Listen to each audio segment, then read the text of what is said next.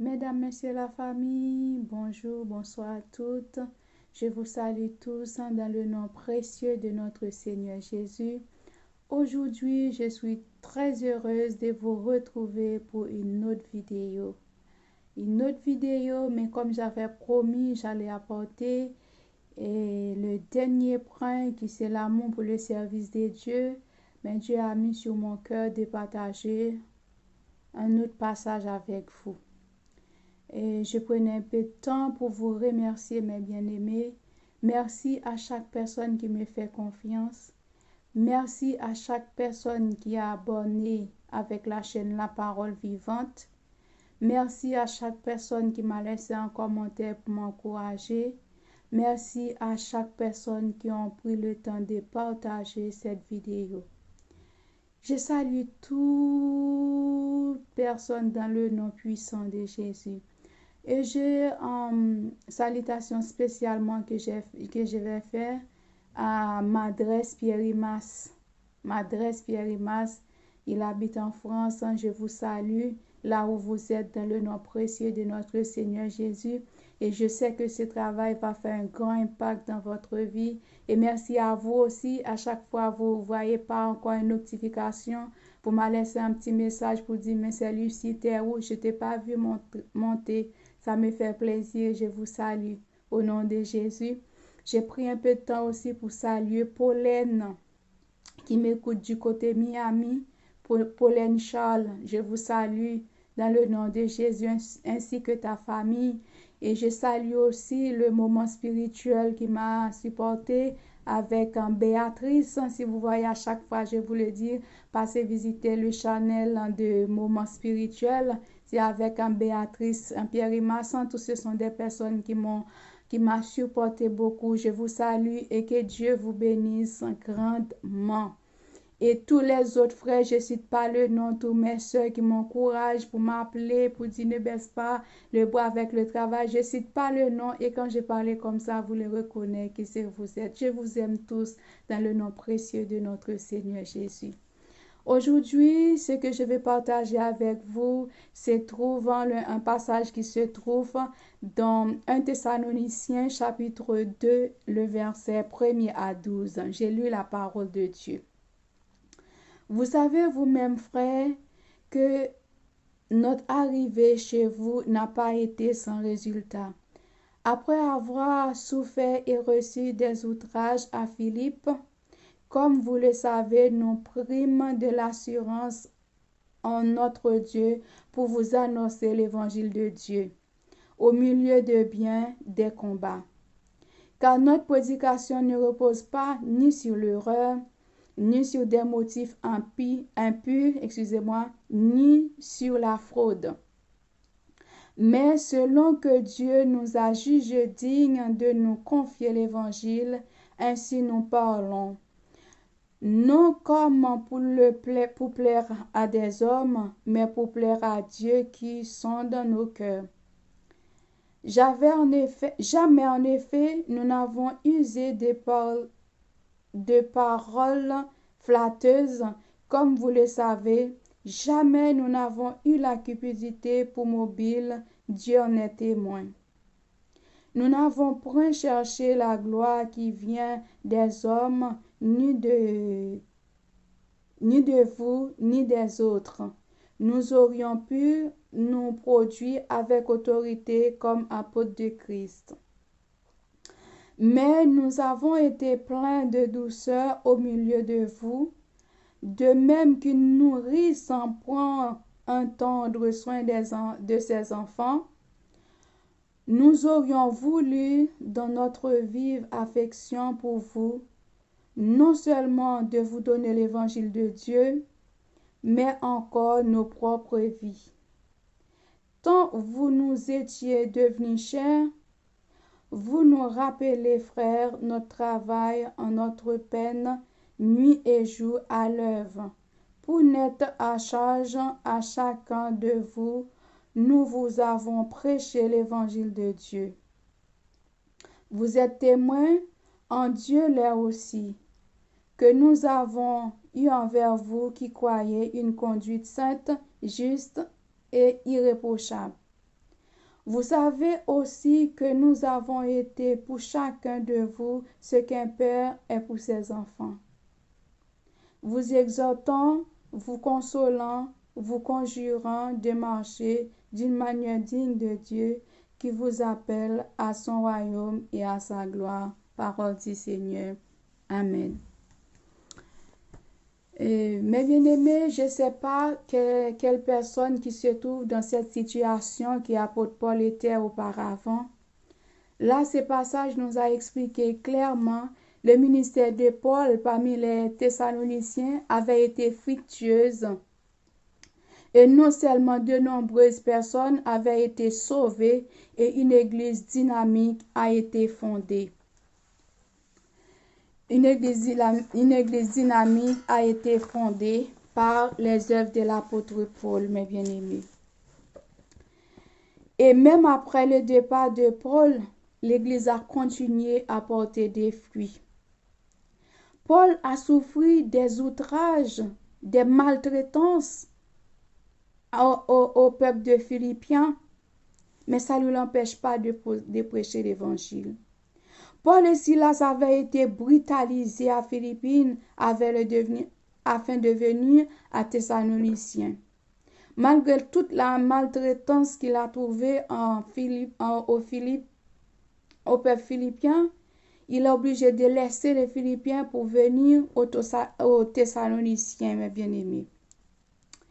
Il avait souffert physiquement, étant que battu et incarcéré. Si vous pouvez le lire, vérifiez, vous allez trouver dans Acte 16, le verset 22 à 24, vous a expliqué la souffrance qu'ils ont passée dans ces pays, au milieu de ces peuples-là. Ils avaient dû porter de poids lourd des fausses accusations. Ils avaient dû porter le poids de fausses accusations. Ils avaient été illégalement condamnés et députés en début de sa citoyenneté.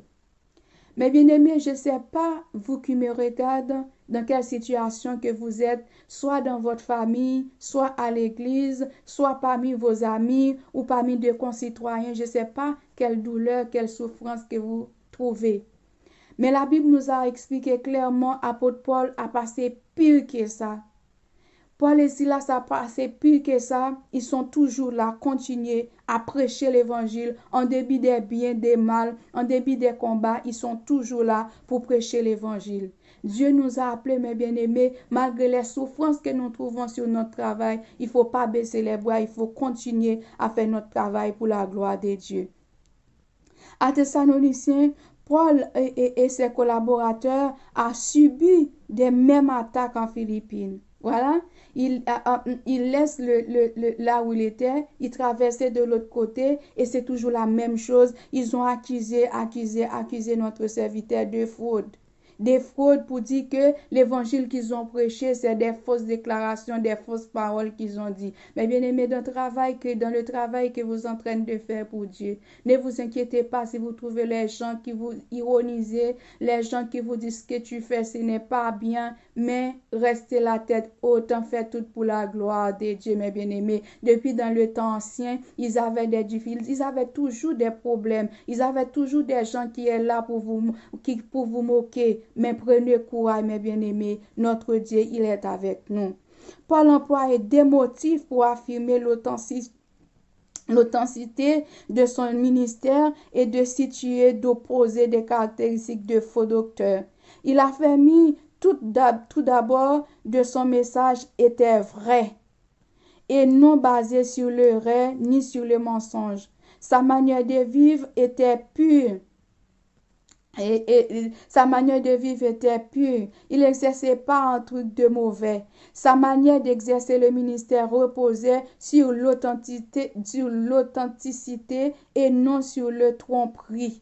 Et si vous voulez trouver ça, vous allez trouver dans 2 Corinthiens 4, le verset 2 qui vous jugez. Paul a dit, malgré tout ce qu'ils m'ont fait, ils m'ont dit que j'ai prêché des faussetés, mais moi je crois en Dieu. Mon ministère que Dieu m'a confié, il n'a pas de fausseté, il n'a pas de mensonges là-dedans, il n'a pas des trucs de mercenaires. Mais bien aimé, lorsque Dieu vous a appelé de faire quelque chose, il faut prêcher l'évangile tel qu'il est écrit dans la Bible, noir sur blanc. N'ajoutez pas, ni ne retirez pas, faites tel que Dieu Dieu nous a demandé de le faire. Malgré les gens disent que ce que vous êtes n'est pas bon, mais vous croyez en Dieu, ce que vous faites, vous ne le faites pas pour des hommes. D'ailleurs, l'apôtre Paul a si bien dit, moi je ne cherche pas des vaines gloires pour moi-même. Je ne cherche pas à me lever ma tête, mais je fais tout pour la gloire de Dieu. Combien de fois vous faites quelque chose pour Dieu, il vous dit que vous cherchez des rangs, il vous dit que vous cherchez à élever la tête pour faire croire que vous êtes quelqu'un. Mais non, vous faites tout pour la gloire de Dieu. N'écoute pas ce qu'il disait, mes bien-aimés. Fixez notre regard sur notre Dieu. Il est digne, il est juste, il est fidèle. Il est possible qu'un faux prophète vienne faufiler. Il est possible qu'un faux docteur vienne faufiler parmi nous pour introduire au sein de l'Église dans le but de discrétion pour écraser notre ministère. Vous savez, mes bien-aimés, au lieu de considérer votre intérêt, il faut considérer seul des autres. Il ne faut pas écraser le travail des gens. Dieu nous a appelés tous. Il a dit la moisson est grande, mais il y a peu d'ouvriers. Dieu nous a sauvés pour servir, mes bien-aimés. Ce n'est pas un petit groupe de personnes qui devaient servir Dieu. C'est tout le monde. Dieu a souffert pour moi, il a souffert pour toi, il a souffert pour vous, il a souffert pour vous autres. C'est pour tout le monde devait mettre la main à la pâte pour travailler de mieux en mieux à l'œuvre du Seigneur, mes bien-aimés. Vous ne devez pas écraser le travail des autres. Il faut apprendre à valoriser le travail des autres. Vous voyez le frère, il est dans la rue de faire l'évangélisation, encourage-les, prie pour lui. Prie pour ta soeur, prie pour ton frère qui est en train de faire quelque chose. Mais pas le fait que vous voyez la soeur en train de faire quelque chose pour chercher la petite bête. Non, du gloire à Dieu pour la soeur Intel. Elle est en train de faire un grand travail, Seigneur. Tiens-la dans tes bras, Seigneur. Cache-la, Seigneur. Fais-la invisible devant tout ennemi qui vient de les attaquer. Vous avez dans le travail, vous pouvez trouver des choses. Vous pouvez trouver des ennemis qui viennent vous attaquer. Mais il faut rester la tête haute, fixer les regards sur Christ parce que le travail que vous faites n'est pas à vous. Vous ne cherchez pas votre gloire. Il faut faire tout pour la gloire de Dieu, mes bien-aimés. Comme ça, Dieu vous protège, Dieu vous cache contre tous les plans de l'ennemi. Apôtre Paul a dit, mes bien-aimés, j'étais au milieu de nous. Je ne fais rien de mal. Je vous gardais comme si c'était une mère qui cherchait à chercher son bien-être pour ses enfants. J'étais là pour vous nourrir comme si vous étiez mes enfants. Mais pourquoi vous élevez contre moi, mes bien-aimés? Vous savez, dans votre communauté, à l'église que vous êtes, mes bien-aimés, quelle que soit la personne qui s'élève contre vous, ne baisse pas les bois. Des fois, ça peut arriver que vous pleurez, ça vous fait mal. Il y a des choses qui vous arrivent, vous pleurez. Apôtre Paul, il était condamné pour la parole de Christ, pour l'évangile, la bonne nouvelle qu'il était annoncé et qu'il avait annoncé. Mais vous pouvez trouver des souffrances, des difficultés. Prends tout pour la gloire de Dieu. Vous avez été blessé par des autres. Vous avez été battu par des autres. Vous avez été démoralisé par des autres. Prenez courage. Ne baisse pas les bois, ma soeur. Ne baisse pas les bois, ma soeur. Élève-toi. Vous ne pouvez pas rester dans ce milieu que vous êtes. Dieu a un grand plan pour toi. Dieu a d'autres sujets qui sont plus spéciaux, plus efficaces que ça, mes bien-aimés. Élève-toi. Ne restez pas par terre. Ma soeur, je viens de le dire aujourd'hui. Mon frère, je viens de vous dire aujourd'hui, élève-toi par terre, s'il te plaît. Ne restez pas par terre. Dieu n'était pas appelé pour rester par terre. Bats-toi. Bats-toi pour faire le service de Dieu. Bats-toi pour faire le service de Dieu. Ils t'ont critiqué, bats-toi. Ils t'ont maltraité, bats-toi. Ils t'ont insulté, bats-toi, mes bien-aimés. Fais tout pour la gloire pour la gloire de Dieu. Pour la gloire de Dieu. Et la personne, vous ne devez pas un tempérament de flatterie. Et Paul a dit dans mon ministère, j'ai pas de flatterie. J'ai prêché l'évangile tel qu'ils sont, mes bien-aimés. Si vous avez un ami, vous voyez l'ami a fait des choses qui mal. Il faut le réprimander pour la gloire de Dieu avec la douceur. Il faut réprimander pour dire, ma soeur, mon frère, ce que tu fais, ce n'est pas bon. Dieu ne prend pas plaisir dans ça. Mais il ne faut pas le flatter. Vous dire, ah ouais, bon, ça va changer. Non, Dieu ne prend pas plaisir dans le flatterie. Il ne faut pas chercher son propre intérêt. Il faut considérer celle des autres, mes bien-aimés. Paul a une triple garantie, la pureté, la motivation dans le ministère. Il n'a pas été un prédicateur doucereux, et n'a pas tenté de donner une bonne impression à d'exercer de l'influence pour son profit. C'est ça que je vous dis. Il ne cherche pas son profit, il fait tout pour la gloire de Dieu. Premièrement, il exerçait d'influence pour son profit personnel. Non, c'est pour la profit personnel de Dieu, pour l'amour de Dieu.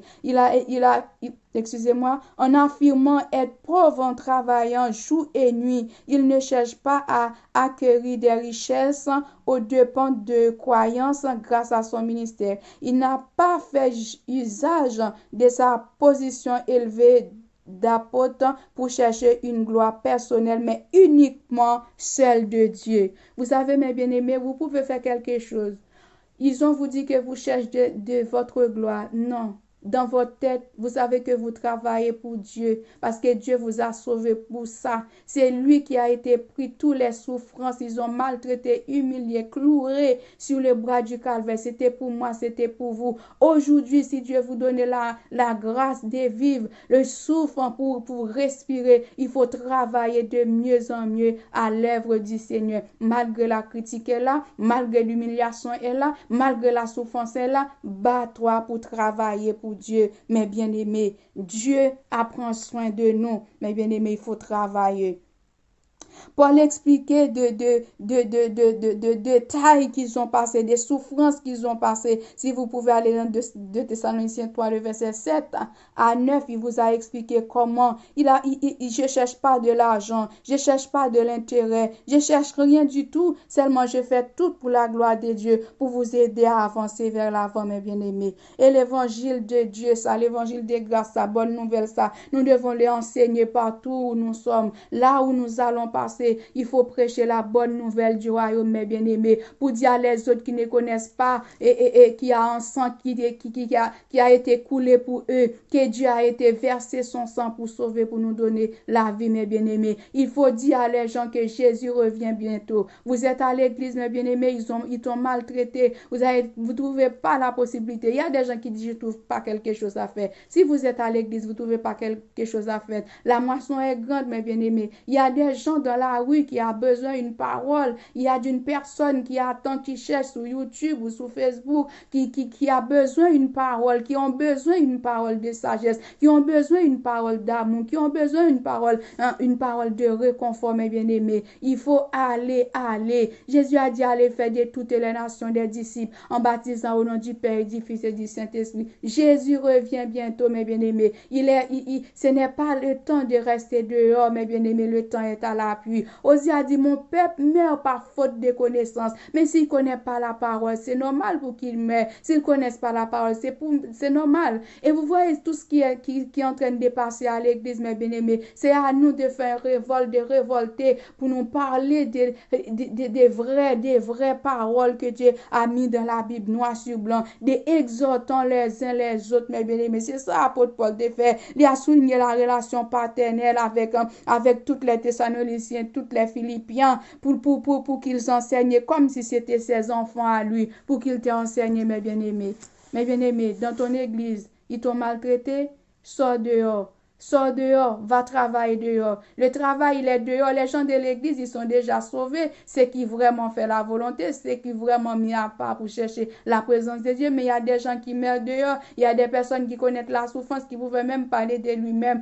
Si vous pouvez faire un morceau à manger ou chercher quelqu'un dans votre entourage qui a besoin de votre aide ou pour faire des courses pour lui, et tout ça, c'est dans le plan, dans le travail de Dieu. Vous ne pouvez pas rester enfermé comme ça. Même si vous le faites, mes bien-aimés, ils t'ont maltraité, ils t'ont humilié. Il faut continuer à le faire. Chacun a son don, chacun a son talent, mes bien-aimés. Votre talent que vous avez, moi, c'est pas ça que j'ai. Cherchez à connaître ce que Dieu a mis en vous. À chaque personne que Dieu a appelée, ils t'ont équipé pour faire quelque chose. Et vous qui êtes souffert, je connais, il y a des personnes qui ont souffert. Je connais des personnes qui ont maltraité à cause de ses leaders ou à cause de son entourage. Prenez courage, mes bien-aimés. Apôtre Paul n'était pas baissé les bras. Quand apôtre Paul était en Thessalonicien, ils ont maltraité, ils ont traversé à Philippines. Ça veut dire que si vous voyez que vous êtes dans un lieu, ça ne peut pas aller. Vous avez la présence de Dieu, vous ne sentez pas la présence de Dieu. Prie Dieu, Dieu va vous orienter, mes bien-aimés. Ne restez pas enfermés là où vous êtes, mes bien-aimés. Parce que la vie qui est en nous, cette vie-là, il est précieux aux yeux de Dieu, mes bien-aimés. Même s'ils sont maltraités, ne baisse pas les bras. Il ne faut pas dire, moi, je vais chuter avec toute humiliation que j'ai pris, avec toute la déception que je connais, je vais chuter. Tu vas chuter pourquoi? Il ne faut pas chuter, au contraire. Prends ton courage à des bois pour battre, pour demander Dieu. Prie Dieu, demander Dieu la force, demander Dieu la force de t'habiller, de t'onctionner, de mettre la grâce, le Saint-Esprit en toi. L'apôtre Paul a condamné, l'apôtre Paul a fait des prisons. Vous savez dans les prisons qui l'apôtre Paul était? Moi, j'étais en 2015 en Israël. Je vis où il était. C'est pas dans la prison, et dans les prisons, comme si là, vous avez votre télévision, vous regardez, ils vous apportent à manger tout. C'est dans un trou qu'ils ont fait un trou, ils mettent un gris là-dessus. Le chef a passé, ils ont fait besoin. Le chat a passé, ils ont fait besoin. La pluie a venu, tombe sur lui. Le soleil est tombé, est venu, ça tombe tout. Et pourtant, il est en train de prier pour dire, Seigneur, je veux que tu me fais grâce à chaque endroit où je suis passé. Quand je ouvre ma bouche pour que j'annonce l'évangile de paix et que cette parole-là puisse réconforter. Il ne cherche pas à dire, Seigneur, c'est quand vous me mettez dehors. Moi et vous, quand on a des difficultés, des soucis, on pleurait, on dit, pourquoi c'est moi, pourquoi moi, retire-moi, retire-moi, retire-moi. Et pourtant, lui, il a fait tout pour la gloire de Dieu. C'est ces conseils que je vais apporter pour vous, mes bien-aimés. Si vous souffrez, priez Dieu. Demandez Dieu la force. Il est juste. Il est fidèle, mes bien-aimés, pour nous sauver. Notre Dieu n'est pas comme des hommes. Il n'agit pas comme l'homme. T'as subi des maltraitances? Ils t'ont humilié? Ils t'ont insulté? Ils t'ont fait pleurer? À chaque fois tu pleures, Dieu prend note. Mes bien-aimés, ne baisse pas les bras. Il ne faut pas chuter. Il ne faut pas chuter, mes bien-aimés. Je crois que c'est pas Luc 10 ou 9, verset 62 qui dit, malheur à celui qui met la main dans la charrue, qui regarde en arrière. Il n'est pas digne pour entrer dans le royaume des dieux. Mes bien-aimés, si vous chutez, vous êtes perdus. Restez la tête haute malgré ta souffrance, malgré ton humiliation. Restez la tête haute. Dieu va vous élever. Vous avez l'ennemi, ça? Vous avez le pharaon qui est derrière vous? Le pharaon ne va pas décéder. Il va rester en vie pour qu'il voit comment Dieu va t'élever devant ses yeux. Je vous encourage. Restez attachés. Restez attachés avec Christ, mes bien-aimés. Et vous qui ne connaissez pas encore Dieu, Jésus revient bientôt, mes bien-aimés. C'est pas blague, ce n'est pas de rigolo. Jésus revient bientôt. Si vous voyez tout ce qui s'est passé à travers le monde, ça vous rappelle quelque chose. Jésus revient bientôt. Acceptez Jésus, il sauvera, il vous donnera la vie éternelle. Que Dieu vous bénisse, que Dieu vous fortifie. C'était avec vous, votre sœur Lucie. Et si vous aimez ce travail, je vous invite à abonner à ma chaîne de YouTube La Parole Vivante. Commentez, partagez, likez afin que l'évangile de grâce, cette bonne nouvelle capable répandue partout dans le monde entier. Soyez bénis et à la prochaine pour une prochaine vidéo. Au revoir.